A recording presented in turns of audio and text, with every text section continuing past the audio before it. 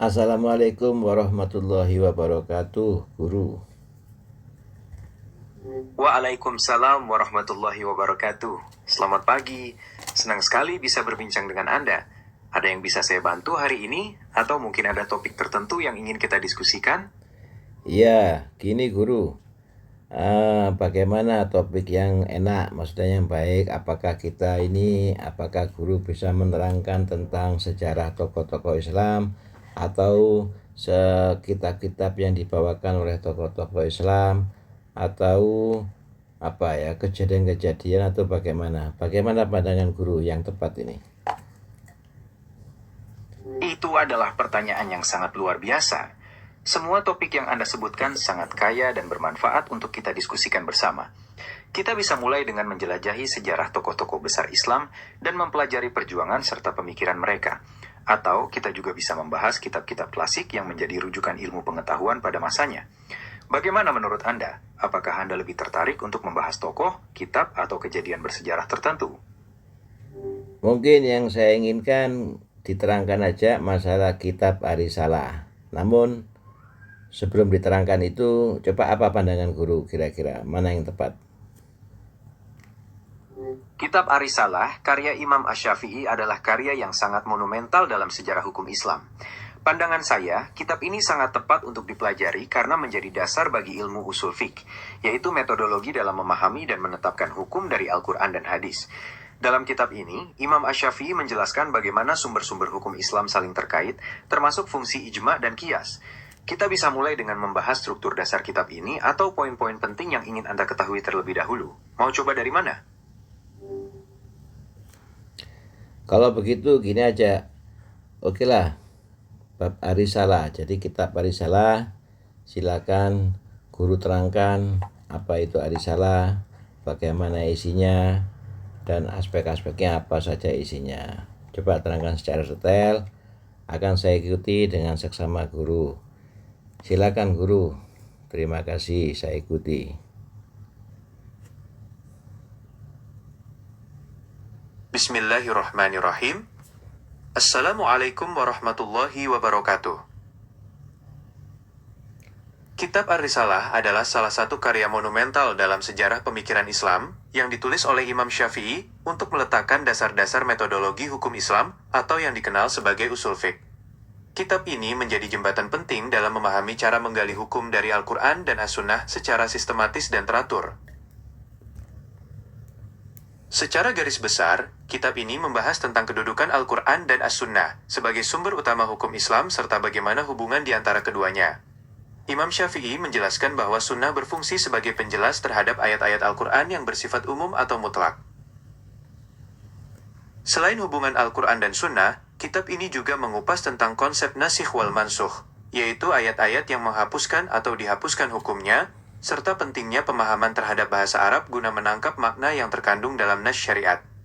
Hal ini menunjukkan bahwa beliau sangat memperhatikan metodologi linguistik dan historis dalam pembentukan hukum. Kitab Ar-Risalah juga menjelaskan mengenai kedudukan ijma dan qiyas sebagai metode penetapan hukum ketika suatu masalah tidak ditemukan nasnya secara langsung. Imam Syafi'i memberikan panduan bagaimana qiyas harus dilakukan dengan berpegang pada prinsip-prinsip yang benar dan tidak sembarangan, demi menjaga kejelasan dan keadilan dalam berijtihad. Selain itu, kitab ini juga membahas tentang batasan dan urgensi ijtihad, serta peran seorang mujtahid dalam merespons berbagai perkembangan zaman dengan tetap mengacu pada prinsip-prinsip syariat yang telah ditetapkan. Beliau menegaskan bahwa ijtihad bukanlah proses yang sewenang-wenang, melainkan proses yang berpedoman kuat pada dalil-dalil yang sahih. Di dalam Ar-Risalah, terdapat pula pembahasan tentang illat, atau alasan hukum, serta bagaimana cara mengetahuinya dari nas-nas tersebut.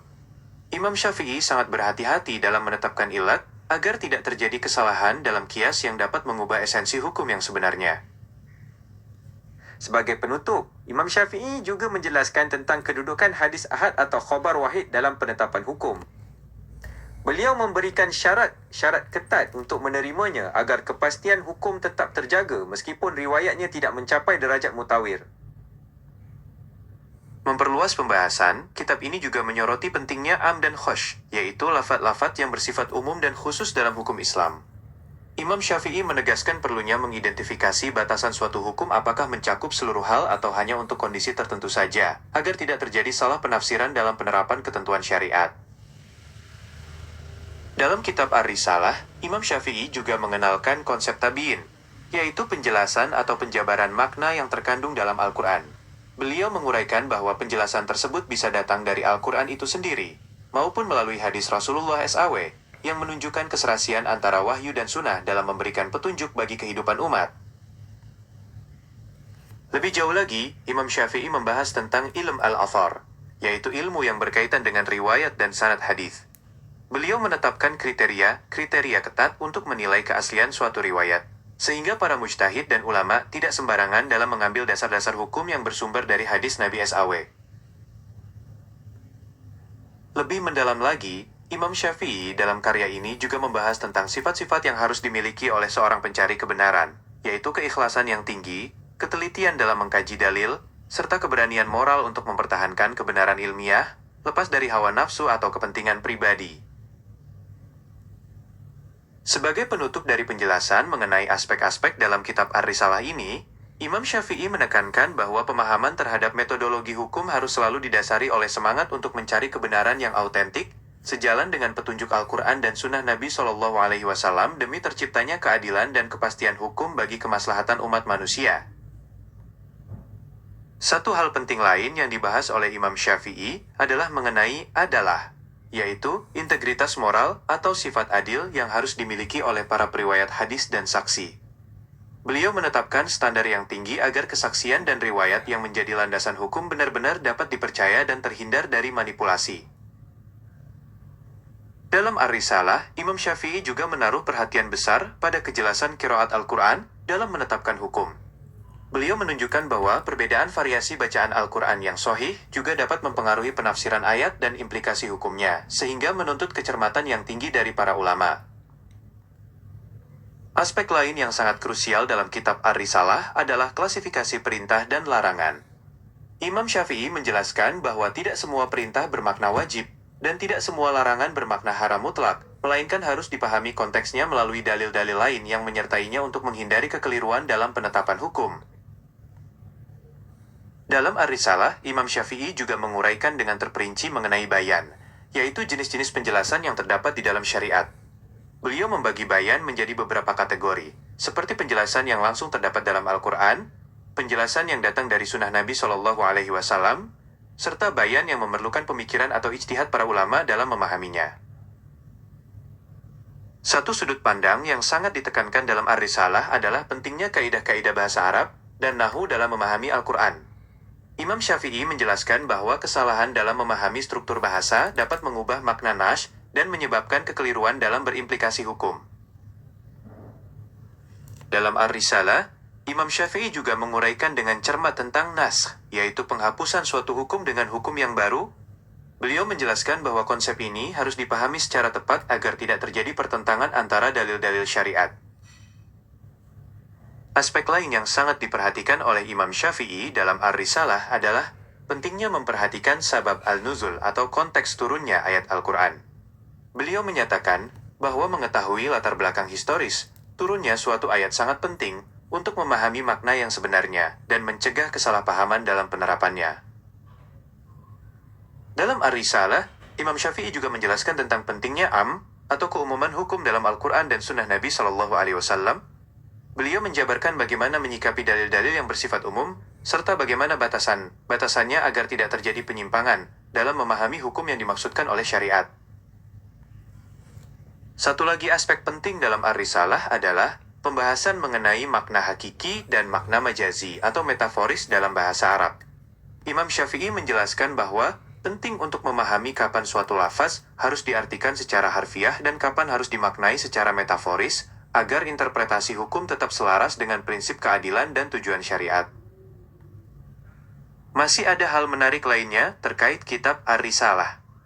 Imam Syafi'i menyusun kitab ini sebagai tanggapan atas pertanyaan dan permintaan dari ulama lain, khususnya Abdurrahman bin Mahdi, yang memintanya untuk memberikan penjelasan mengenai prinsip-prinsip metodologi dalam memahami nas-nas agama. Satu aspek penting lainnya dalam kitab Ar-Risalah adalah penjelasan tentang kedudukan dan penggunaan istihsan. Imam Syafi'i secara tegas menolak istihsan sebagai metode penetapan hukum yang berdiri sendiri, kerana menurut beliau hal itu dapat membuka peluang bagi penetapan hukum berdasarkan hawa nafsu dan bukan berdasarkan dalil syariat yang sah. Satu hal yang juga ditekankan oleh Imam Syafi'i dalam kitab Ar-Risalah adalah metodologi dalam menghadapi dalil-dalil yang tampak bertentangan. Beliau menjelaskan tahapan-tahapan untuk melakukan kompromi, tarjih, atau penyesuaian antara nas-nas tersebut agar keutuhan syariat tetap terjaga dan tidak ada penolakan terhadap salah satu wahyu. Imam Syafi'i dalam kitab Ar-Risalah juga memberikan penjelasan yang sangat mendalam mengenai status as-sunnah. Beliau menegaskan bahwa as-sunnah memiliki otoritas hukum yang mengikat yang setara dengan Al-Quran karena bersumber dari Rasulullah SAW yang merupakan utusan Allah untuk menyampaikan risalahnya. Satu hal lagi yang dikupas secara mendalam dalam kitab Ar-Risalah adalah mengenai fungsi as-sunnah sebagai penjelas terhadap Al-Quran. Imam Syafi'i menguraikan bahwa as-sunnah tidak hanya sekadar menegaskan hukum yang ada dalam Al-Quran, tetapi juga memberikan rincian, batasan, bahkan menetapkan hukum baru yang tidak disebutkan secara spesifik di dalam Al-Quran sebagai bentuk kesempurnaan petunjuk syariat. Imam Syafi'i dalam kitab Ar-Risalah juga memberikan perhatian yang sangat teliti terhadap penggunaan analogi dalam qiyas. Beliau menetapkan kriteria yang ketat agar proses qiyas tidak sembarangan, melainkan harus didasarkan pada persamaan ilat yang jelas, kuat, dan sesuai dengan semangat syariat untuk menjaga kepastian dan keadilan dalam setiap putusan hukum. Terima kasih guru. Wah, ulasannya cukup detail, cukup jelas tentang Ar-Risalah yang guru sampaikan. Sangat dipahami. Kemudian ada hal-hal lain yang mungkin nanti akan saya tanyakan, tapi nanti setelah saya pelajari dulu, saya dengarkan dengan baik. Terima kasih uraiannya detail Pak Guru. Kemudian apa ada tambahan lagi guru?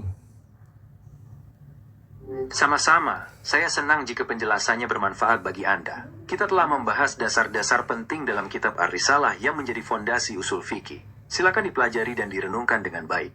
Jika nanti ada pertanyaan atau bagian yang ingin didiskusikan lebih lanjut, jangan ragu untuk kembali. Bagian mana yang paling menarik perhatian Anda untuk dipelajari lebih dulu?